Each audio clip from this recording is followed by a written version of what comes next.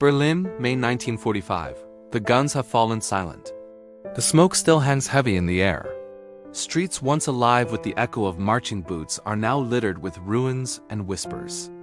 Germany, the empire that promised 1,000 years, has collapsed in just 12. But amid the rubble, a different kind of war begins. Not fought with tanks or planes, but with silence, fear, and survival. This is not the story of soldiers or generals.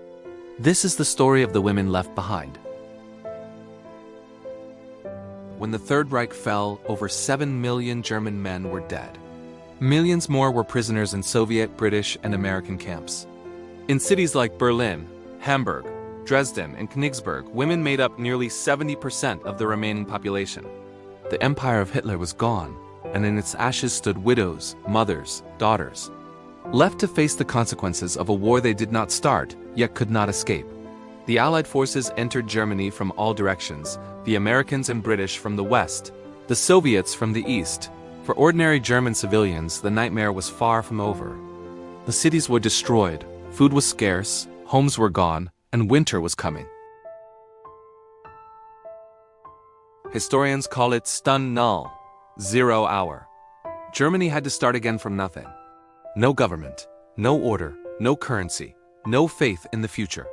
And it was the women, the Trümmerfrauen, the women of the ruins, who took the first steps. With bare hands, they cleared the rubble, brick by brick, rebuilding shattered cities from dust and ashes. Many had lost husbands, sons, fathers, yet they worked with silent strength. They were the unseen architects of a new Germany, a nation reborn from despair. But behind the silence lay a wound too deep to measure. As Soviet forces advanced across eastern Germany, countless women were subjected to violence and humiliation. The Soviet command officially forbade such acts, but in the chaos of war's end, discipline was gone.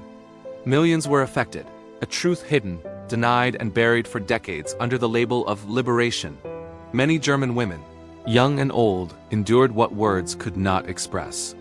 Some took their own lives. Others carried the trauma in silence for the rest of their days. Even in the western zones, hunger, displacement, and fear haunted every night. It was a time when morality itself was shattered, when people did what they had to do to survive. Some sought safety in alliances with occupying soldiers, others bartered food for life. The war had stripped humanity bare, and women bore its cruelest cost. In the post-war years, German society wanted to forget. Men returned from prison camps to find their cities rebuilt, but their women changed, haunted, and often silent. The nation spoke of rebuilding, of democracy, of the future, but never of what truly happened in 1945. Those who tried to speak were often silenced, accused of dishonoring the nation or its victims. Only decades later, through diaries, letters, and memoirs, did the truth begin to emerge. Books like A Woman in Berlin revealed the hidden horror. A diary written by a German journalist who documented her struggle for survival in the ruins of the capital. Her story, once suppressed, became a mirror of millions of silent voices. By 1946, hundreds of thousands of children were born from these unspoken events. They grew up in poverty, often without fathers, raised by mothers who rarely spoke of the past. Some were sent to orphanages. Others were adopted.